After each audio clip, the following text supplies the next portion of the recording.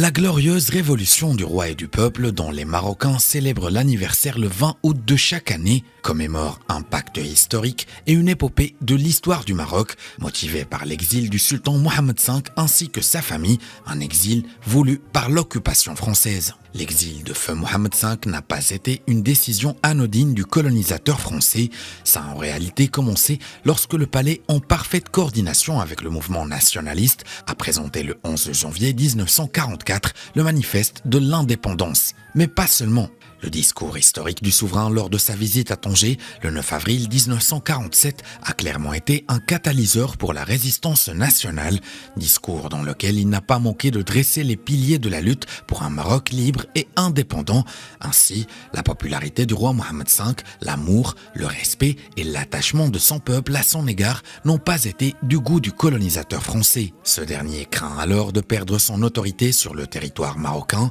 La décision d'exiler le sultan Mohammed V en Corse le 20 août 1953, puis à Madagascar à partir de 1954, ainsi que la mise en place d'un nouveau souverain à sa place, Mohamed Ben Arfa, a chamboulé les cartes du colonisateur.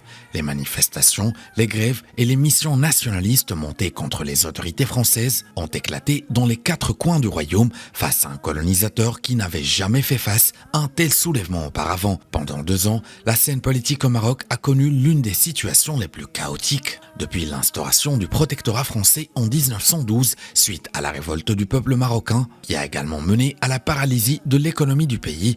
Face à cette situation instable et la réclamation du peuple du retour de son souverain et de l'indépendance du Maroc, le colonisateur a compris qu'il ne pourrait jamais briser le lien sacré entre le peuple marocain et son roi et a décidé de rentrer chez lui. Et le grand jour tant attendu arriva. Le 16 novembre 1955, le sultan Mohammed V, accompagné par sa famille, fait son retour glorieux et triomphal au sein de sa mère patrie, au milieu de son peuple fidèle qu'il a accueilli dans une grande joie dans la capitale du royaume, Rabat. Ce moment a à jamais marqué l'histoire du Maroc qui a connu après le retour du sultan Mohammed V et la fin du protectorat français le 18 novembre 1956. Un tournant historique marqué notamment par la récupération de Tarfaya en 1958 et Sidi Ifni en 1969. L'épopée de la révolution du roi et du peuple occupe une place de choix dans le cœur de chaque Marocain. Elle est porteuse de valeurs de patriotisme, de fierté d'appartenance nationale, de sacrifice, d'engagement, de dévouement, de victoire et de la volonté